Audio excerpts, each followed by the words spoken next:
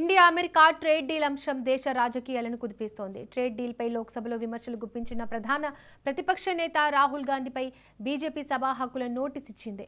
నిన్న వాణిజ్య ఒప్పందంపై చర్చ జరుగుతుండగానే ప్రతిపక్ష నేత రాహుల్ గాంధీ చేసిన వ్యాఖ్యలు సభలో తీవ్ర దుమారం రేపాయి. ప్రధాని నరేంద్ర మోడీ, కార్పొరేట్ వర్గాలు, కేంద్ర మంత్రి హర్దీప్ సింగ్ పూరి పేర్లను ప్రస్తావిస్తూ రాహుల్ గాంధీ ట్రేడ్ డీల్ వెనుక అదృశ్య ప్రయోజనాలు ఉన్నాయనే తరహాలో ఆరోపణలు చేశారు. అంతేకాదు ట్రంప్పై అలాగే ఎప్స్టీన్ అంశాన్ని ప్రస్తావిస్తూ కూడా ఆయన తీవ్ర వ్యాఖ్యలు చేసినట్లు ప్రభుత్వం చెబుతోంది.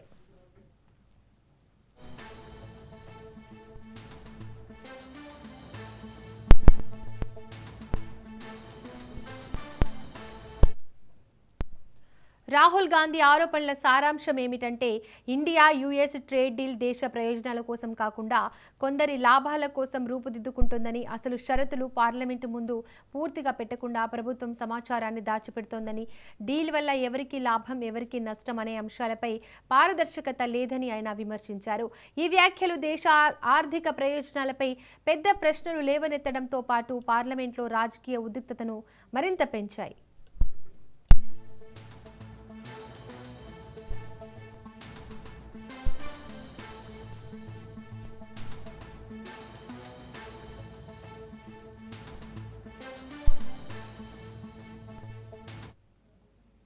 ఇక ప్రభుత్వం ప్రతిగా రాహుల్ గాంధీపై సభా హక్కుల ఉల్లంఘన నోటీస్ ఇచ్చింది. ప్రభుత్వ వాదన ప్రకారం రాహుల్ గాంధీ సభలో ఆధారాలు లేకుండా తీవ్రమైన ఆరోపణలు చేసి పార్లమెంటు గౌరవాన్ని దెబ్బతీశారని, సభను తప్పుదోవ పట్టించారని, వ్యక్తులపై అపవాదు రీతిలో వ్యాఖ్యలు చేశారని చెబుతోంది. ప్రత్యేకంగా ఎప్స్టీన్ వంటి అత్యంత సెన్సిటివ్ అంశాన్ని పార్లమెంట్లో ప్రస్తావించడం ద్వారా సభ ప్రతిష్టకు, దేశ ప్రతిష్టకు నష్టం జరిగే అవకాశం ఉందని ఎన్డీఏ వర్గాలు వాదిస్తున్నాయి. అందుకే ప్రివిలేజ్ నోటీస్ అవసరమైందని ప్రభుత్వం తన నిర్ణయాన్ని సమర్థించుకుంటోంది.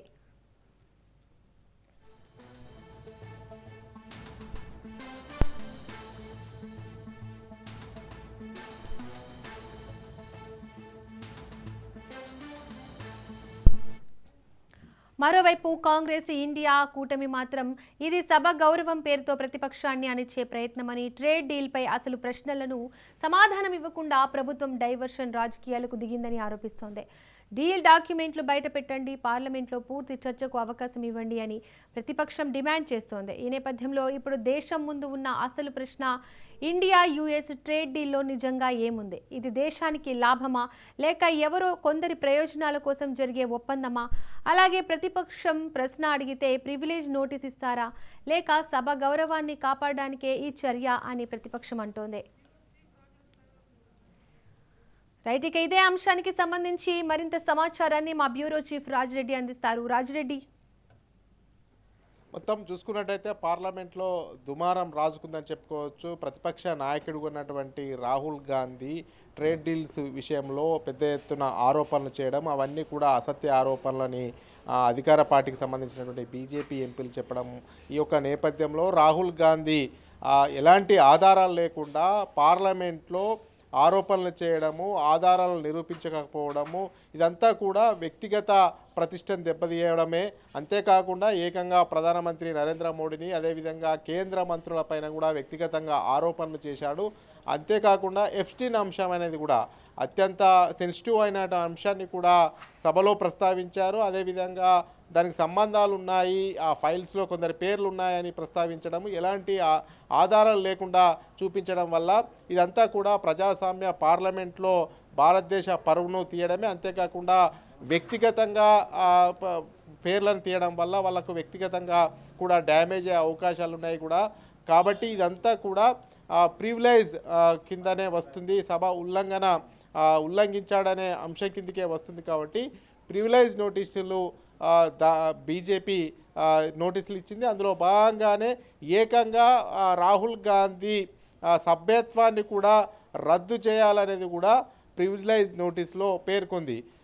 అతను ఎలాంటి ఆధారాలు లేకుండా ఇష్టానుసారంగా ఏకంగా దేశ ప్రధాని పైన, కేంద్ర మంత్రులపైన ఆరోపణలు చేయడము, అది అంతేకాకుండా ఏకంగా అమెరికాకు భారత్ తలొక్కింది, అదేవిధంగా మోడీని చూస్తే, అదేవిధంగా ట్రంప్ను చూస్తే మోడీ భయపడుతున్నాడు, ఆయన కళ్ళల్లోకి కళ్ళు పెట్టి కూడా చూడలేకపోతున్నాడు, గజగజ వణికిపోతున్నాడు అనేది కూడా, ఇదంతా కూడా భారతదేశ ప్రతిష్టను దిగజార్చే విధంగానే ఆయన కామెంట్స్ ఉన్నాయి. అది ఏకంగా పార్లమెంట్లో ఎలాంటి ఆధారాలు లేకుండా మాట్లాడారు కాబట్టి ఖచ్చితంగా ప్రివిలేజ్ నోటీసులు ఇచ్చాము, అతన్ని సభ్యత్వాన్ని రద్దయ్యే విధంగానే చర్యలు తీసుకోవాలనేది కూడా బీజేపీకి సంబంధించినటువంటి ఎంపీలు డిమాండ్ చేస్తున్నారు. అయితే కాంగ్రెస్ ఒకటే చెప్తా ఉంది, రాహుల్ గాంధీ ఆరోపణలు చేశారు, ట్రేడ్ డీల్ ఏమి కుదుర్చుకున్నారనేది కూడా సభలో పెట్టొచ్చు కదా, పార్లమెంట్లో డిస్కషన్ చేయొచ్చు కదా, ఎలాంటి తప్పు చేయండి, మీరు తప్పు చేయకపోతే పార్లమెంటు వేదికగానే డిస్కషన్కు సిద్ధం కావాలి ప్రభుత్వం. మరి సిద్ధం ఎందుకు అవ్వట్లేదు? రాహుల్ గాంధీ ఆరోపణలను తప్పని ఎందుకు తిప్పికొట్టలేకపోతుంది?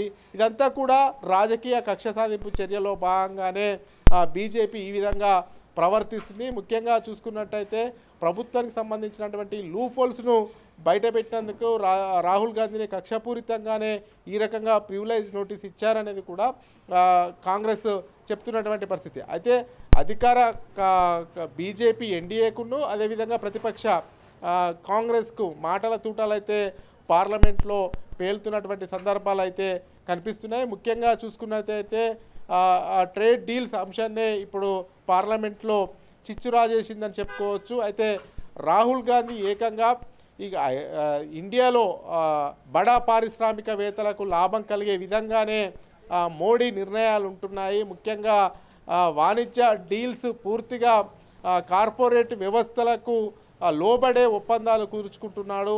అంతేకాకుండా అమెరికా ఒత్తిడికి లోనయ్యే ఇదంతా కూడా మోడీ చేస్తున్నాడు. అసలు ట్రంప్ను చూస్తే మోడీ భయపడుతున్నాడు. అందులో భాగంగానే ఇవన్నీ కూడా ఒప్పందాలు కుదుర్చుకుంటున్నారు. ఎఫ్స్టీన్ అంశాలు కూడా ఇందులో ఉన్నాయి.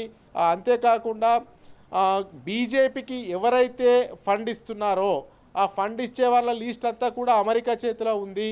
కాబట్టి ఇదంతా కూడా మోడీ భయపడుతూ దేశాన్నే ట్రంప్కు తాకట్టు పెడుతున్నాడు. భారతదేశ పౌరుల హక్కులను కూడా కాలరాస్తున్నాడు.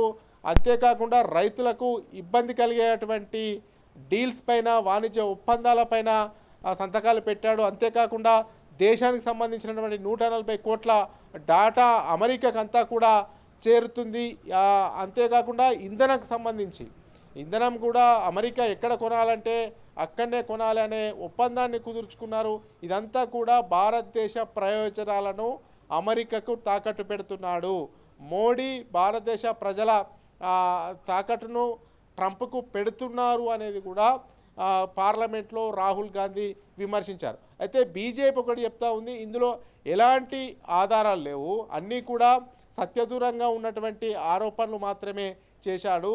ఈ ముఖ్యంగా ఓవైపు ప్రధానమంత్రి నరేంద్ర మోడీ పేరు తీసుకోవడం, కేంద్ర మంత్రుల పేరు తీసుకోవడం, తద్వారా పూర్తిగా భారతదేశ ప్రజాస్వామ్య వ్యవస్థ పైన నమ్మకం కలగకుండా మాట్లాడము, దేశ ప్రతిష్టను దిగజార్చే విధంగా సాక్షాత్తు పార్లమెంట్లోనే మాట్లాడారు. కాబట్టి ఇదంతా సభ ఉల్లంఘన కిందికే వస్తుంది.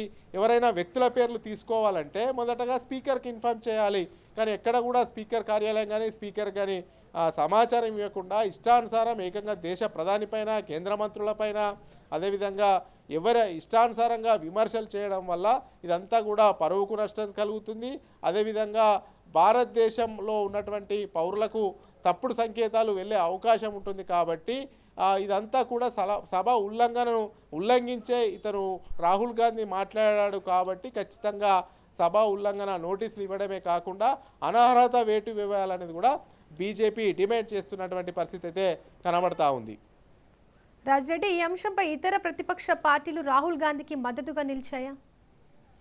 ఖచ్చితంగా అధికార పార్టీ వర్షన్ వినిపిస్తుంటే ప్రతిపక్ష పార్టీలు ప్రతిపక్షాల వాయిస్ వినిపిస్తాయి కదా. అందులో భాగంగానే రాహుల్ గాంధీ మాట్లాడింది పైన డిస్కషన్ చేయాలి, అవి తప్పుడు ఆరోపణలని బీజేపీ నిరూపించాలి. ట్రేడ్ డీల్స్ ఏదైతే వాణిజ్య ఒప్పందాలు కుదుర్చుకున్నారో ఆ డీల్స్ అంతా కూడా పార్లమెంటు వేదికగా బయట పెట్టాలి. తప్పు చేయనప్పుడు ఇదంతా ఎందుకు బీజేపీ ప్రభుత్వం ఎందుకు బయట పెట్టట్లేదు? పార్లమెంటు వేదికగా ఇవన్నీ బయట పెడితే ప్రజలకు తెలుస్తాయి కదా. ఇవన్నీ కూడా చేసినటువంటి ఆరోపణలు సత్యదూరంగా ఏమీ లేవు. రాహుల్ గాంధీ చేసినటువంటి ఆరోపణలు నిజమే కాబట్టి బీజేపీ భయపడుతుంది, పార్లమెంట్లో డిస్కషన్ చేస్తలేదు, డైవర్షన్ పాలిటిక్స్ చేస్తుంది. అందులో భాగంగానే రాహుల్ గాంధీ ఆరోపణలు పక్కదోవ పట్టించడానికే ఈ రకమైనటువంటి ఎత్తులు బీజేపీ వేస్తుంది అనేది కూడా ప్రతిపక్ష పార్టీలు ఆరోపణలు చేస్తున్నాయి. అంతేకాకుండా రాహుల్ గాంధీకి మద్దతుగా నిలుస్తూ ఉన్నాయి. మరి స్పీకర్ ఎలాంటి నిర్ణయం తీసుకోబోతున్నారు అనేది కూడా మరి కాసేపట్లో ఒక క్లారిటీ వచ్చే అవకాశాలు అయితే కనబడతా ఉన్నాయి. Right Rajireddy, thank you.